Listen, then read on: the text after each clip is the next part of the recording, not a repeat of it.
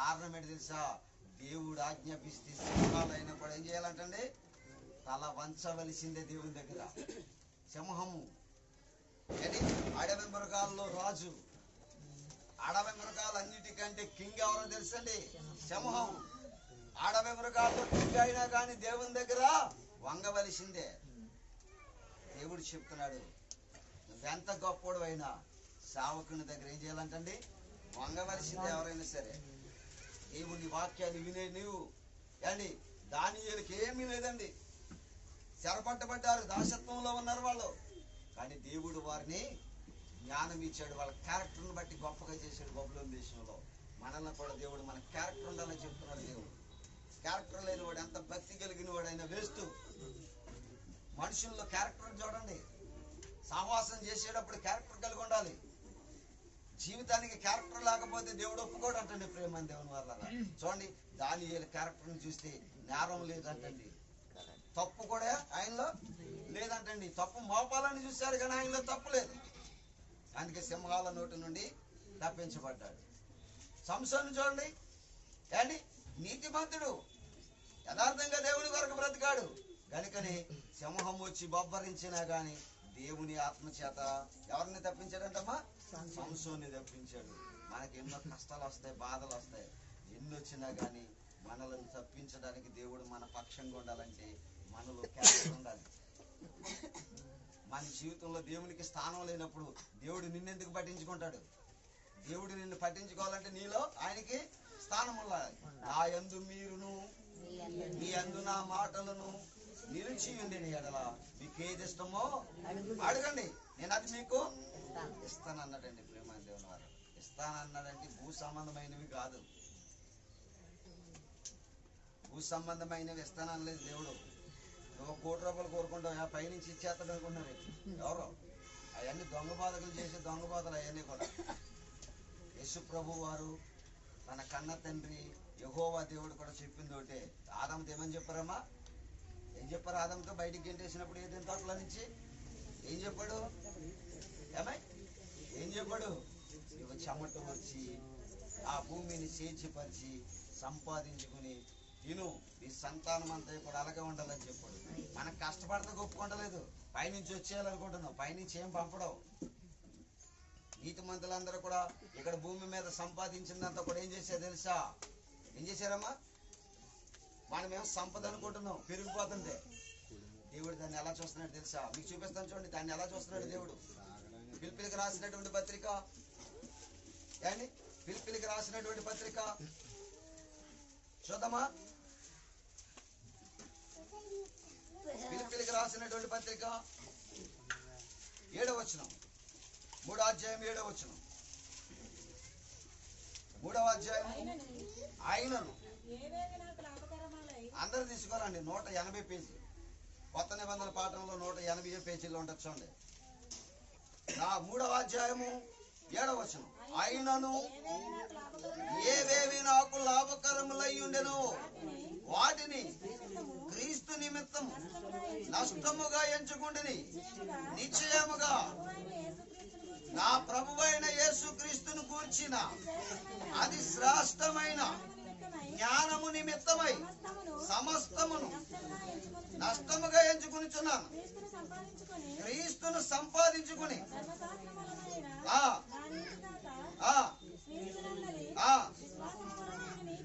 విశ్వాసం వలన నీతి అనగా విశ్వాసమును బట్టి దేవుడు అనుగ్రహించు ఆయన యందు అగపడు నిమిత్తము ఏ విధము చేతనైనను మృతులలో నుండి నాకు పునరుత్థానము కలగవలెనని ఆయన మరణం విషయములో సమానానుభవం గలవాడునై ఆయనను ఆయన పునరుత్థాన బలమును ఎరుగు నిమిత్తం ఆయన శ్రమలను పాలివాడునగుట ఎట్టిదో ఎరుగు నిమిత్తము సమస్తము నష్టపరుచుకుని వాటిని అది మన పెంట ఏమంటాం? పనికిరాని దాంతా తీసుకెళ్ళి పక్కన పడేస్తే దాని పెంట అంట. కానీ దేవుడు ఏమంటున్నాడు? నువ్వు సంపాదించిన ఆస్తిని అంతటిని కూడా దేవుడు ఏమంటున్నాడు తెలుసా? పెంట అంటున్నాడు. ఈ సంపాదన పెంటతో ఉంది దేవునికి. నీకేమో పెద్ద ఉన్నతంగా కనబడుతుంది. అది పెంటను కోరుకుంటారు ఎవరైనా, అసహ్యమైన దాన్ని ఎవరైనా కోరుకుంటారా? మరి మనం భూమి మీద సంపాదించుకుంటూ ఉంటే దేవుడికి మనం ఎలా కనిపిస్తామో తెలుసండి? పెంటలాగా కనిపిస్తాం, అసహ్యంగా కనిపిస్తాం. దేవుడు చూసేది క్యారెక్టర్ అండి ప్రియులారా, ఆస్తులు కాదు. దేవుడి క్యారెక్టర్ చూస్తాడు. అపోస్తులు ఏముందమ్మా? క్యారెక్టర్ ఉంది. దానియేలు ఏముందమ్మా? క్యారెక్టర్ ఉంది. తప్పు లేనివాడిగా, నేరం లేనివాడిగా, ఎవరి మీద, ఎవరి దగ్గర తప్పు లేనివాడిగా, సమాజంలో కాదు. సమాజంలో ఎంత నీతిగా బతికిన తప్పులు వేస్తానే ఉంటారు, నిందలు వేస్తానే ఉంటారు. దేవునికి నింద లేనివాడిగా కనిపించాలి. ఇంకా దేవుని ఎదుట తప్పు లేనివాడిగా బ్రతకాలి. దేవుడికి తెలిసి నీ క్యారెక్టర్ ఏంటో. నీ మనసులో నీకు ఆలోచన పుట్టక మునిపే దేవునికి నీ ఆలోచన. చదవరమ్మ ఎప్పుడన్నా మాట 139వ కీర్తన చదవండి మాట. ఎంత బాగుంటుందో చూడండి మాట. ఇప్పుడు 139వ కీర్తన అమ్మ చదవండి. 139వ కీర్తన. యెహోవా నీవు నన్ను పరిశోధించి తెలుసుకుని ఉన్నావు. నేను కూర్చుండుట నేను లేచుట నీకు తెలియను. నాకు తలంపు పుట్టక మునిపే. అది గురించి చూడండి. నీ మనసు ఎప్పుడు గ్రహించేస్తున్నాడంటమ్మా? నీకు అసలు ఆలోచన పుట్టక మునిపే దేవుడు గ్రహించేస్తున్నాడంట.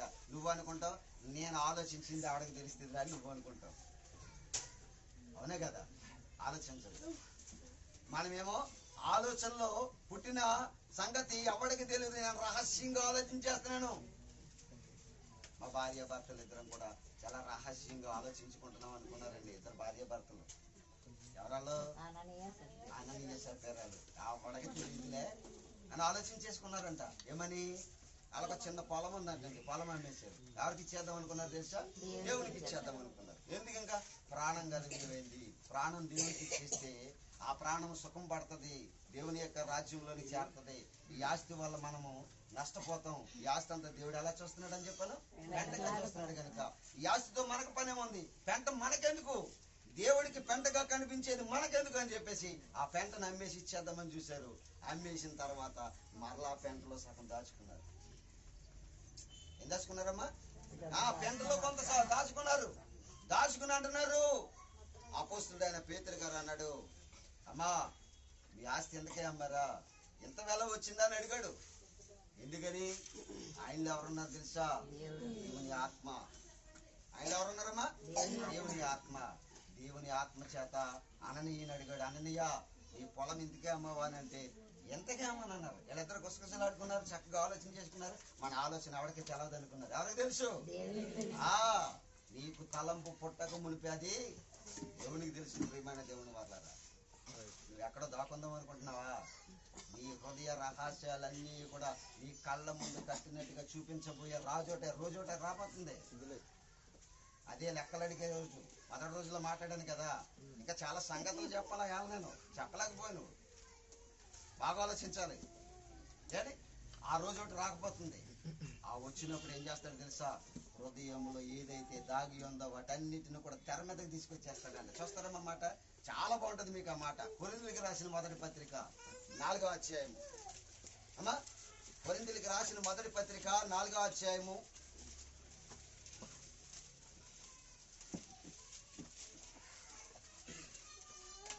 కొరింథీయులకు రాసినటువంటి మొదటి పత్రిక 4వ అధ్యాయము 5వ వచనం. కాబట్టి సమయము రాకమునుపు అనగా ప్రభువు వచ్చు వరకు దేనిని గూర్చి తీర్పు తీర్చకుడి.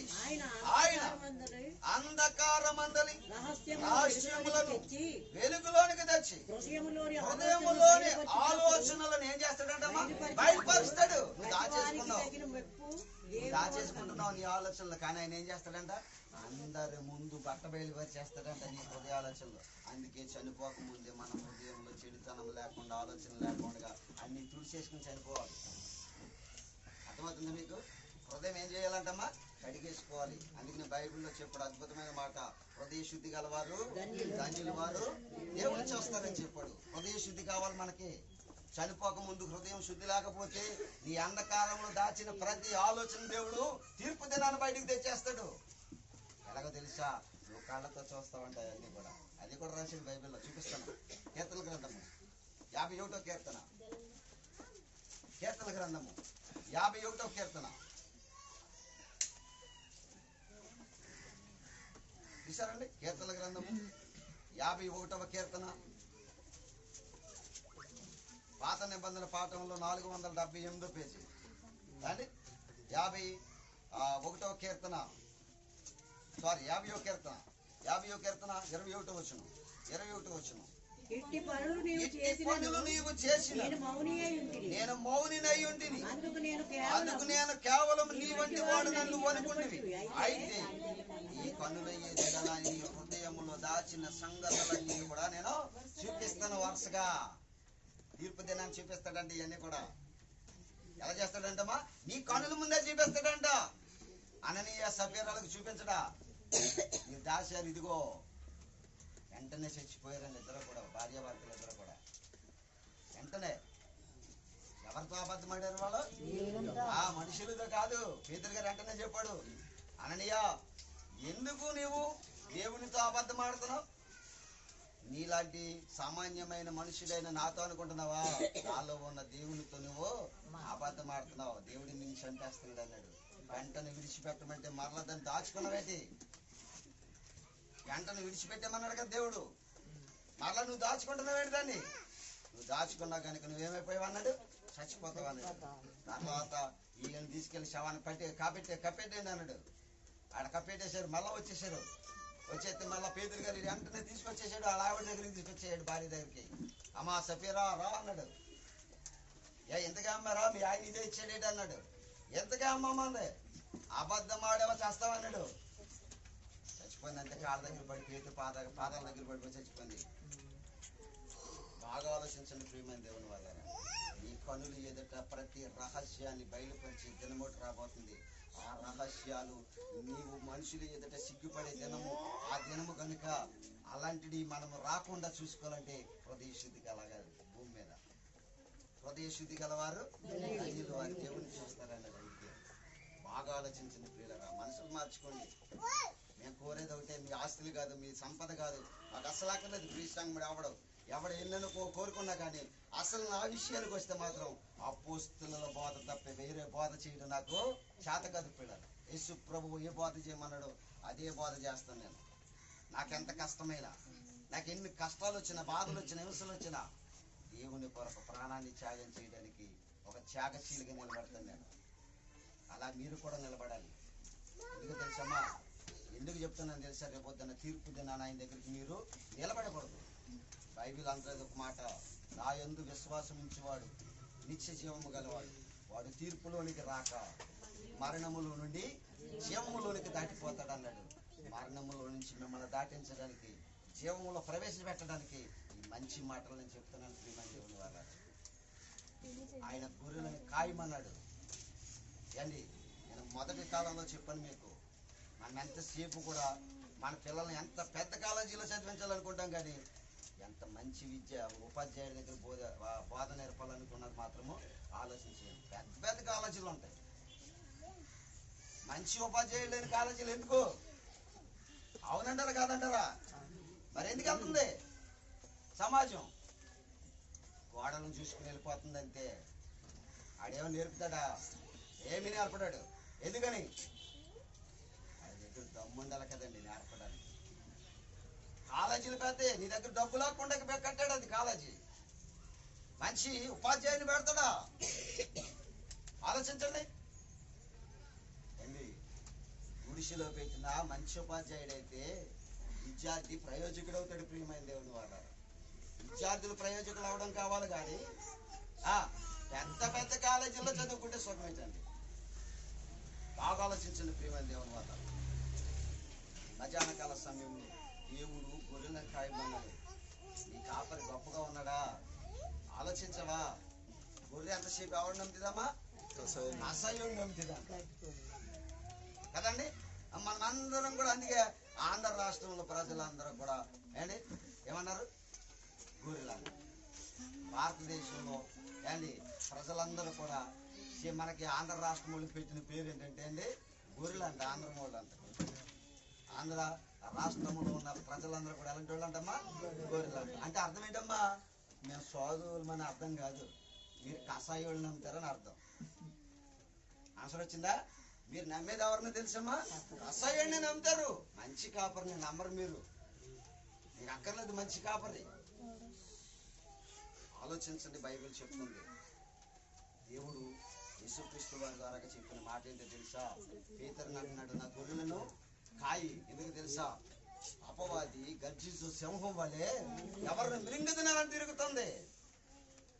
కాపరి కాయాలి ప్రియులారా. కాపరి మంచి బోధ చేయాలి. కాపరి విశ్వాసిని ఆత్మీయంగా బలపరచాలి. సింహపు నోట నుండి తప్పించబడగలిగినటువంటి సామర్థ్యం కాపరి దగ్గర ఉండాలి.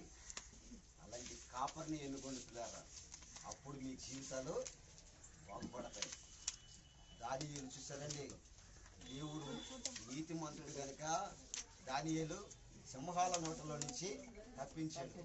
సంసోను యథార్థపరుడు కనుక సింహాల నోటిలో నుండి తప్పించాడు ఆయన ఆత్మను పంపించి. ఈనాడు ఒకనాడు గొర్రెలను కాస్తున్నటువంటి దావీదును కూడా సింహాన్ని ఏం చేశాడంటమ్మా? చీల్చేసి. మంచి కాపరి చేసే పని అదే. సింహాలను చీల్చేసి గొర్రెలను ఏం చేస్తాడంటమ్మా?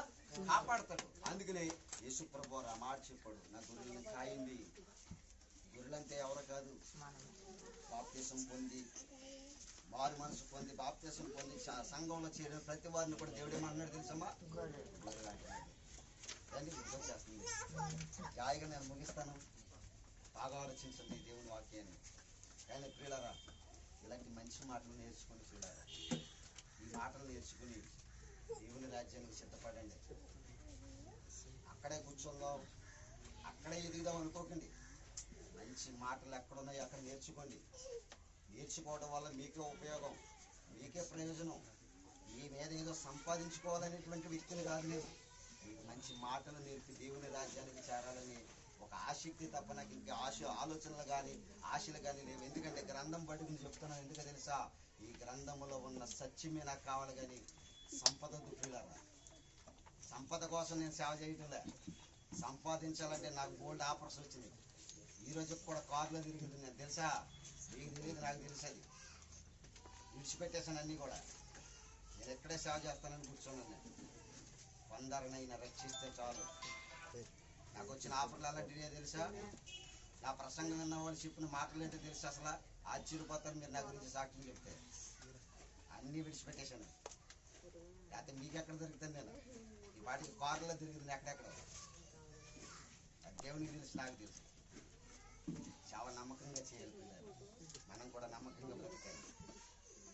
సంపాదన ఏముందండి? మనకు కూడా రాదు. మన నాశనానికి నడిపించేది సంపద. కానీ దేవుని మాట పరలోకానికి చేర్చేది. దేవుని మాట మీద ఆధారపడండి. దేవుని వాక్యం ఎక్కడ బాగా నేర్పుతున్నారో అక్కడ నేర్చుకోండి. వాక్యం నేర్పే చోట నేర్చుకోండి. ప్రేమని దేవుని వారు అండి. ఆ కాలేజీలో బాగా చెప్తారు, ఈ కాలేజీలో బాగా చెప్తారు, ఆ కాలేజీలో ర్యాంకులు బాగా వస్తున్నాయని ఎక్కడెక్కడికో ఎంత దూరమైన బళ్ళు మీద పంపడానికైనా మీ పిల్లల గురించి ఆలోచన చేస్తారే. మీరు పరలోకం చేరడానికి మంచి బోధ నేర్చుకోరా? అది ఆలోచించరా మీరు? కానీ ప్రియమైన దేవుని వాళ్ళరా, వీళ్ళు ఎంతసేపు కూడా యూదులందరూ కూడా పరిచయాలు బోధకు అలవాటు పడిపోయారు తప్ప యేసు ప్రభు బోధ దగ్గరికి వచ్చిన వాళ్ళు ఎవరండి? యేసు ప్రభు బోధను అంగీకరించాడా? ఎలాంటివి చెప్తున్నారనే కదండి సిలువే చంపించేశారు ఆయన. మహానుభావుడు ఇంకా కొంతకాలం ఉంటే ఇంకెంతమంది రక్షించబడిపోదురు. నాలాంటి సేవకుడు ఉంటే ఎంతమందికి రక్షణ కలిగిద్దాం. ప్రార్థన చేయండి ప్రియమైన దేవుని వారు. సత్యం కొరకు పోరాడాలి, సత్యం కొరకు బ్రతకాలి. దేవుడు యాల బండ్లు చంపేస్తే దేవుని లెక్కల్లోనికి వెళ్ళకుండా మనం ఉండాలి. ప్రియమైన దేవుని వాళ్ళ శివంలో ఉండాలి. మనం అందరం ప్రార్థన చేసుకున్న పని మూసుకున్నాను కూడా.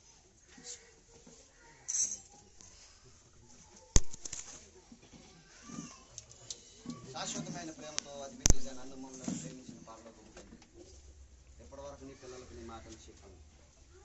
మాటల చేత మీ పిల్లలను బలపరచండి, ఆదరించండి.